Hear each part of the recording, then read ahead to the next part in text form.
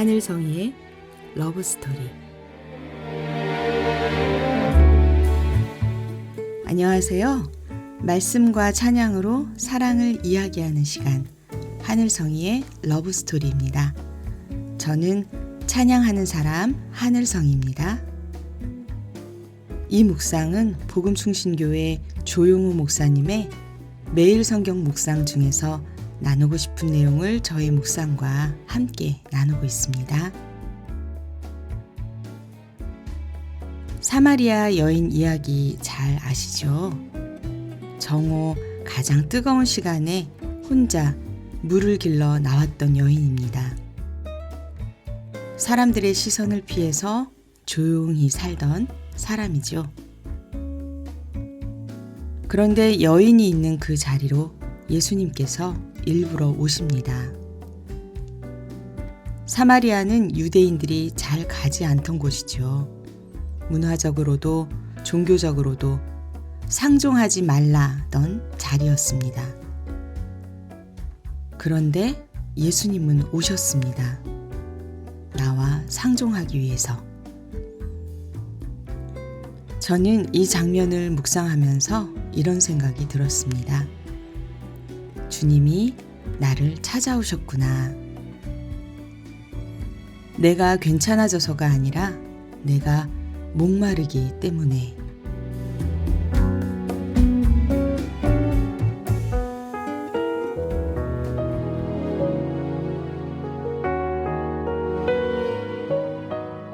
오늘은 요한복음 4장 1절부터 14절 말씀. 주님이 주는 물을 마시고 내 안에 샘물이 생겼다.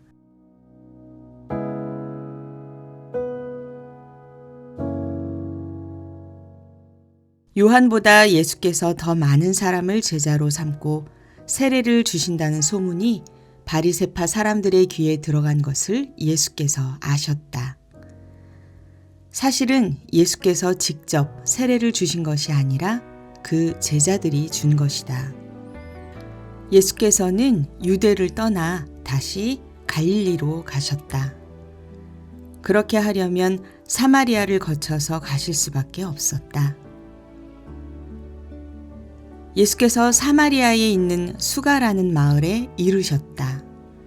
이 마을은 야곱이 아들 요셉에게 준 땅에서 가까운 곳이며 야곱의 우물이 거기에 있었다. 예수께서 길을 가시다가 피로하셔서 우물가에 앉으셨다. 때는 오정쯤이었다. 한 사마리아 여자가 물을 기르러 나왔다. 예수께서 그 여자에게 마실 물을 좀 달라고 말씀하셨다. 제자들은 먹을 것을 사러 동네에 들어가서 그 자리에 없었다. 사마리아 여자가 예수께 말하였다. 선생님은 유대 사람인데 어떻게 사마리아 여자인 나에게 물을 달라고 하십니까? 유대 사람은 사마리아 사람과 상종하지 않기 때문이다. 예수께서 그 여자에게 대답하셨다.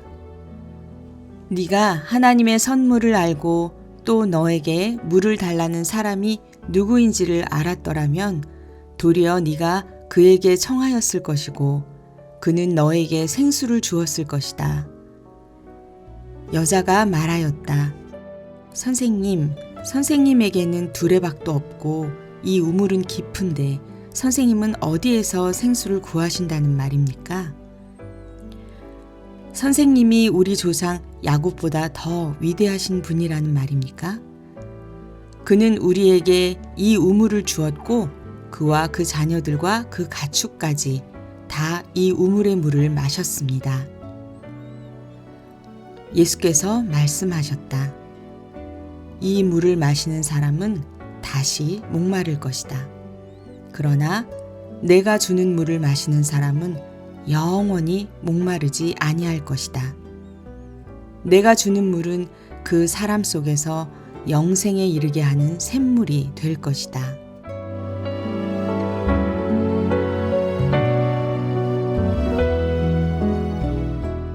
예수님이 말씀하십니다.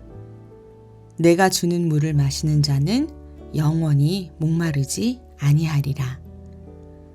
처음에 이 말이 잘 이해가 안 됩니다. 우리는 늘 외부에서 물을 찾으니까요. 힘들면 의지할 만한 사람을 찾고, 허전하면 무언가로 채우려 하고, 공허하면 더 열심히 달리려고 합니다. 그런데도 왜 채워지지 않을까요? 저도 나름 최선을 다해 열심히 살았는데 어느 날 보면 여전히 목마른 저를 보게 됩니다. 사마리아 여인도 그랬을 겁니다. 관계로 채워보려 했지만 채워지지 않았습니다. 결국 염치 없지만 말합니다. 그 물을 내게 주옵소서. 목마름을 인정하는 순간이 은혜의 시작인 것 같습니다. 예수님은 말씀하십니다. 그 물은 그 속에서 영생하도록 솟아나는 샘물이 되리라. 이 말이 정말 놀랍습니다. 밖에서 계속 길어다 먹는 물이 아니라 내 안에서 솟아나는 물이라는 것입니다. 저는 한동안 생수가 밖에 있다고 생각했습니다. 찬양을 해야 생수가 들어오고 집회에 가야 채워지고 누가 기도해줘야 충전되는 줄 알았습니다. 그런데 묵상을 하면서 깨닫습니다. 찬양은 마치 마중물과 같다는 생각이 들었습니다. 펌프에 물을 조금 부으면 이미 그 아래에 있던 물이 차올라오듯이 찬양은 이미 내 안에 있는 샘을 깨워주는 역할을 합니다. 내 안에 샘물이 있다는 사실이 얼마나 큰 위로가 되는지 모르겠습니다. 마치 유전을 발견한 사람처럼요. 아직 다 퍼올리지 못했어도 이곳에 확실히 있다는 사실만으로도 소망이 생깁니다. 이 샘물은 십자가로 보장된 물이고 하나님의 생명이 담긴 물이고 마르지 않고 취소되지도 않습니다. 문제는 샘이 없는 게 아니라 막혀 있다는 것에 있는 것 같습니다. 육신의 생각과 염려와 두려움과 비교와 정죄 등등 이런 것들이 흐름을 막습니다. 그래서 때로는 생수가 흐르지 않는 것처럼 느끼게 됩니다. 하지만 없어진 게 아니라 잠시 가려졌을 뿐이라고 생각이 돼요. 마중물만 부으면 다시 흐르게 될 테니까요. 그리고 그 물이 다시 차오르면 신기하게도 평안이 찾아옵니다. 상황은 그대로인데 마음은 달라집니다. 그것이 바로 생명이고 주님께서 주시는 물입니다.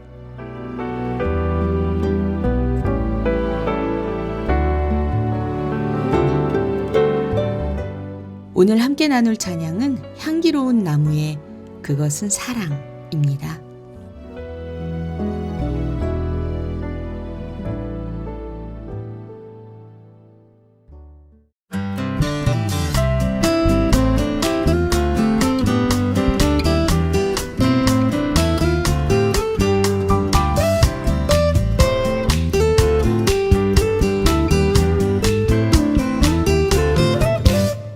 살랑살랑 부는 바람 내 이마에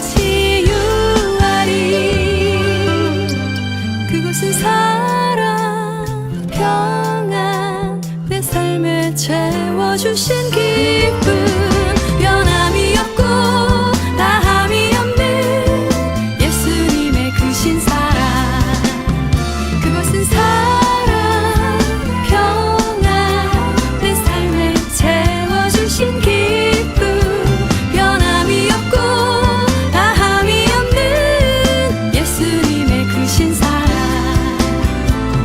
예수님의 크신 사랑 예수님의 크신 사랑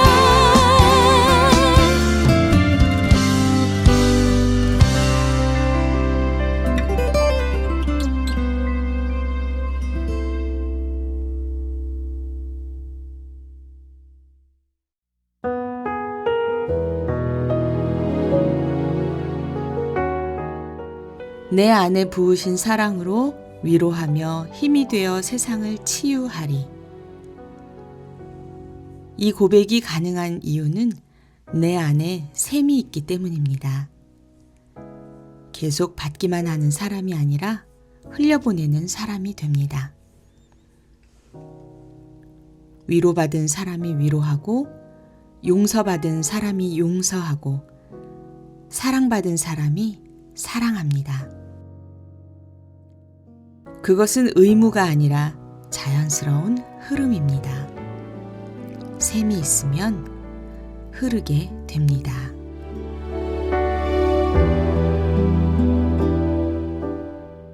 여러분, 혹시 지금 목마르신가요?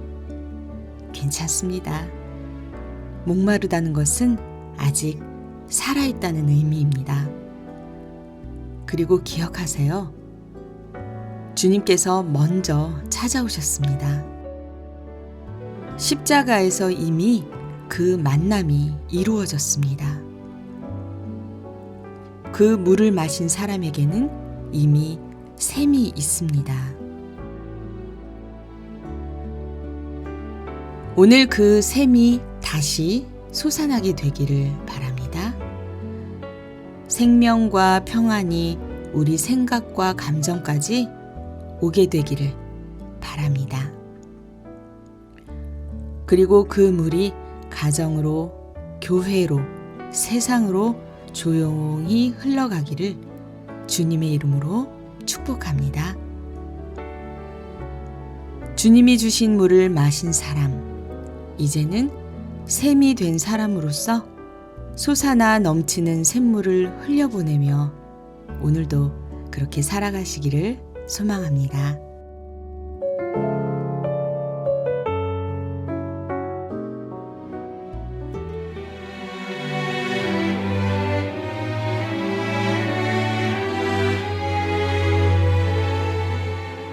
지금까지 하늘성이의 러브스토리, 저는 하늘성이었습니다. 다음 시간에 또 뵐게요. 여러분 모두 평안하세요.